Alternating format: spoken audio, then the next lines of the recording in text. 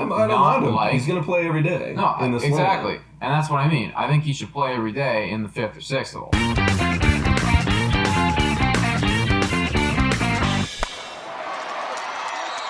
Hello and welcome to Blue Jays Today, where we always have something to say about the Blue Jays. I am your host, Nicholas Playlog. And I'm your host, Adam Peddle. And today, we're going to be talking about a player. A player breakdown, to be specific. And that player is Travis Shaw, our current third baseman. But before we get into it, make sure to click that notification button and that subscribe button if you're watching on YouTube, and follow us on our podcast platform. So, Travis Shaw, we acquired him from free agency last year on a 1-year deal, just to help the guys through this transition period of not really having a solid first baseman. You got Rowdy Tellez, but he's also still kind of growing with the boys as well. But Travis Shaw, you got Vladdy now. You got Vladdy now, that's true. So that's why, they kind of did that swap. Now Shaw's over at third base. Yeah. So Travis Shaw, let's break him down a little bit today because he's in a prime role in the lineup. Batting that third spot. Yeah, I would say the prime role. Yeah. It is literally the most prime role right now. Like, Travis Shaw is being heralded as a lot of teams, like, you put your most complete hitter in the third spot. That's just that's the strategy. Sometimes Montoya likes to toy with the strategy, and we don't really know what it is that he is doing. But kind of MLB knowledge is that's what you do, and that's where Travis Shaw has been batting for a little while now. And he's done a decent job so far. And he's been pretty good in the infield as well. Before we even get into the hitting, I want to say he's fundamentally sound. Exactly. Like, he's not going to be like your best infielder defender. However, he might be our best infielder defender. Yeah. But he's good. He's reliable. Good. He's old, reliable. Exactly. And that's kind of what we bought. Yeah. Wow. I say that now, and I think back to his 2019 season, and that was not very reliable. No. But so far this year, he has been, he had a great game today, actually. He had a really good game today. He came pretty clutch. But on the season, he's hitting right now 250. Good. That's kind of like MLB average, good. He's got an on-base percentage of .321, a slugging of .458, OPS of .779.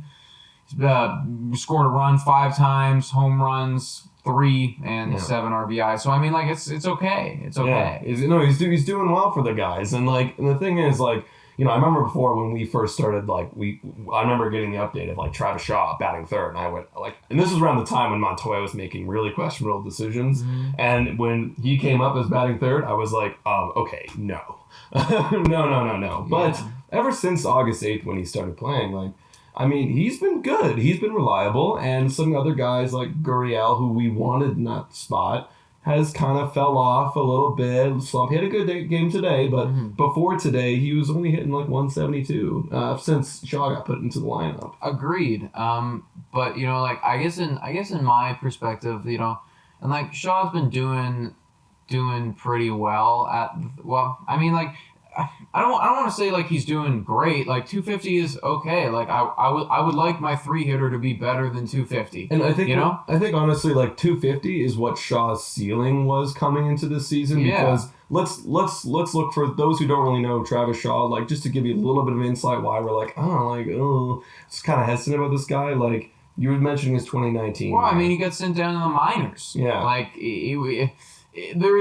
He was truly, truly horrible last year. He had a season that was awful. Yeah. And how many games? 80 something? 86 games, and he hit 157. His on base was 281, and his slugging was 270. Yeah, just horrible. Absolutely atrocious.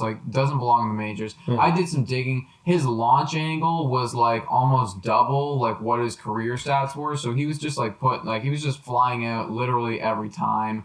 His launch angle this season is a lot more in line with his career stats, which is good to note. But he is, on the course of his career, a 243 hitter.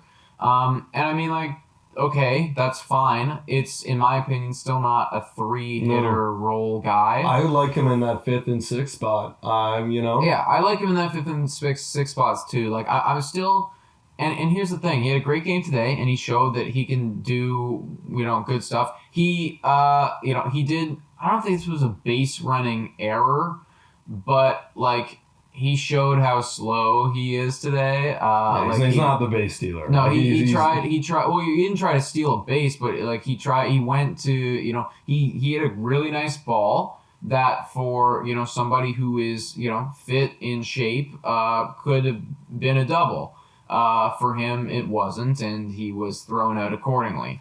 And that is what it is. But you know what? Like, I guess the way that I look at it is Montoya has put Gurriel, and I don't want to talk about Gurriel. This is all about Travis Shaw. Yeah.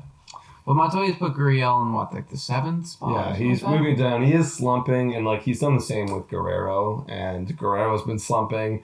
And I think that's kind of the trend that we're going to see all season long. You're going to see the guys who are hitting, and Travis Shaw, like he was put there prematurely, but he is hitting. He's hitting, and you can't really move him. Because I was thinking, that's the question I wanted to get out of this video. Is like, is Travis Shaw a 3-hitter? And right now, like who else would we put there? Grichuk. Grichuk is hot. Grichuk before today's game was hitting 375 since Shaw got put in. I'm always going to use the reference in this video since Shaw got put in that 3 spot. So 375. Hernandez is sitting 277 with power. I like him in that 4 spot. I like Hernandez in that 4 spot a lot this season. But Grichuk also in that 2 spot. Bo was there. Bo's hitting like 350 around that. Here's the thing though, is like, before this game, Travis Shaw, our supposed 3-hitter, was hitting what, 233? Yeah, 233. Yeah, and like I don't think that's like realistically like. And here's the way that I look at it: like, who are you building your team around? Is it Travis Shaw, this 30-year-old who you signed to a 1-year deal who hit 150 something last year? No. And it's not like he's doing exceptionally better than somebody like a Lourdes Gurriel Jr. or like a Vladdy. In fact, he was doing, before this game, roughly around the same.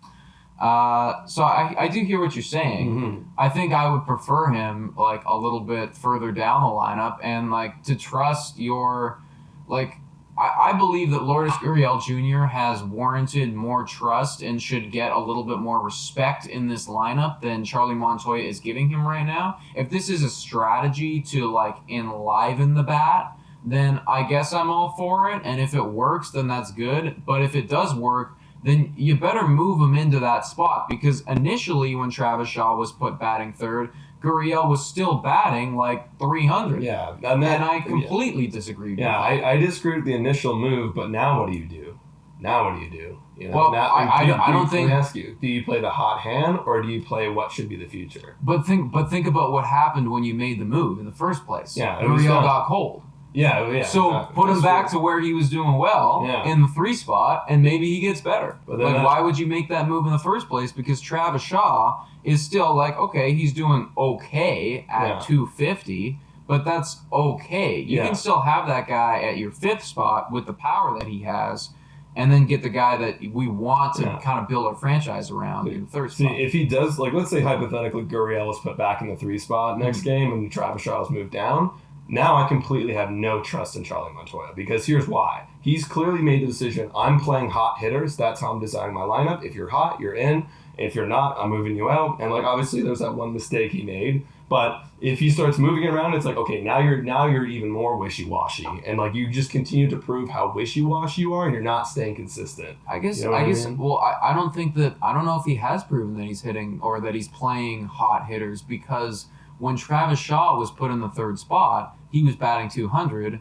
And Gurriel was batting 300. And I made that note of like, that's a mistake. And it's like, and similarly, if he does it again, it's like he just made that mistake again. You know what I mean? Well, I guess I think what we're talking about is like he's not being consistent with what he wants to do right now. Yeah, exactly. Like he hasn't shown whether or not he's looking to win in these 60 games. Or to trust, to let his young guys kind of grow. And Gurriel's like a young guy, but not like a young guy. Like he is kind of coming into his prime right now. Like I think that I don't know how many times how many games he had at the 3 spot, but it certainly wasn't that many. I would have given him more of a chance, and I don't think that I would have put a aging 30-year-old who got sent down to the minors and is doing okay right now in the 3 spot. I don't see Travis Shaw being our future. No, he's not our future at all. Like I'd be shocked if they signed him back. If they probably would sign him back to like an extension for like a year if we can't find anyone else. Right. But I don't see it really happening. I think this team is moving forward from him.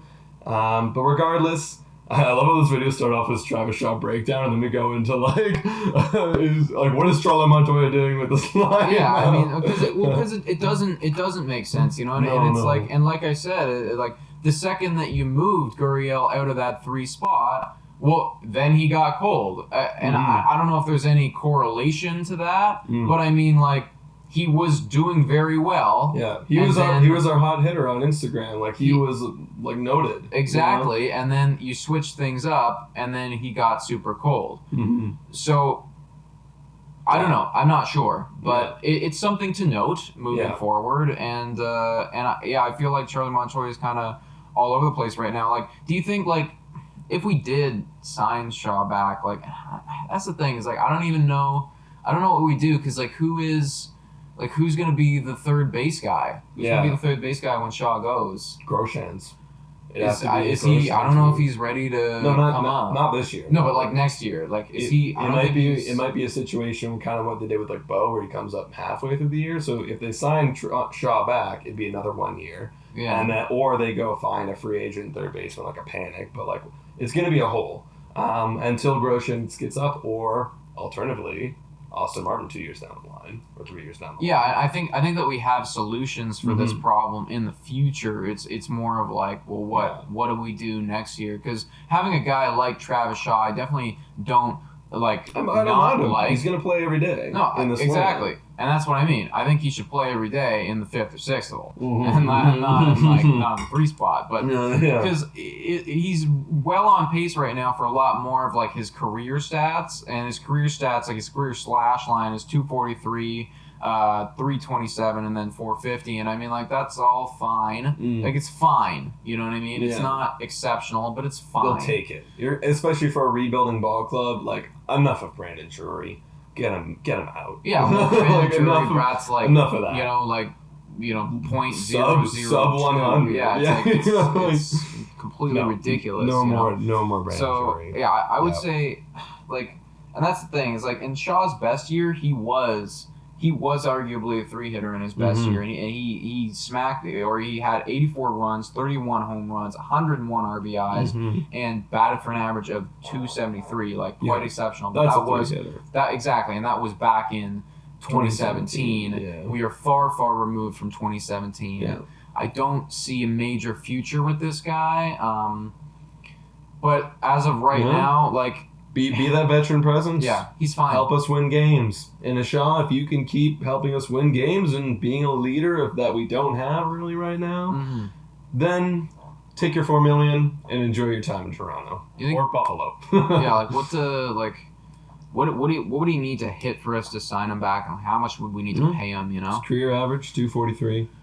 Yeah, and I feel like it'd probably have to be a bit more. I wouldn't want to pay him more though. No, he wouldn't be. I maybe you sign him for an extension, but like it's not 2 years; it's 1 year, and whatever it is, like max. Like he's already at $4 million, I believe, right now. And like $4 million to me is like pretty good for what for what he did last year. Like I'm surprised that he even got that much. Like kudos to his agent for managing to pry away $4 million from our ball club after you got sent down to the minors and hit like 150 whatever. It was a risk taker because I bet he probably used the stats that we're looking at in 2017 and there are another need for a first baseman after losing Smoke. We could afford him and that was fine, you know what I mean? And it's like if he's willing to come back again for another year, or I'd even be okay with 2 years, but it's got to be cheap. Yeah, because like in 2 years, I don't expect him to be a regular player in this team, like if in the infield. He shouldn't be in the infield anymore. Yeah. Unless Guerrero becomes DH and then he becomes first base. But that's only if he's hitting good. If he's got to prove to Montoya that you can't take him out of the lineup because he's hitting so well. That's what it's got to be, and it's like he basically needs to be hitting better than Rowdy Tellez. Yeah. Assuming that we don't have anyone else come in by that time. Hard to say. So far in the future. I think moral, I was gonna say moral of this video, like there's some kind of freaking moral or something, but it's like basically like he's okay. He's okay. He's an okay hitter. Questionable calls putting him in that 3 spot, but so far, I mean, we'll take it. We'll take your production. And what do you guys think? Do you guys think Travis Shaw will be with the Blue Jays post 2020, or do you think that he should be gonzo after this season? Let us know what you think. Yeah, please make sure to check us out on Spotify, Breaker, Radio Public, Anchor, and Google Podcasts. And please, please, please subscribe and like the video. Also, check us out on our Instagram. That thing is popping off. And thanks so much for watching. Go Jays, go.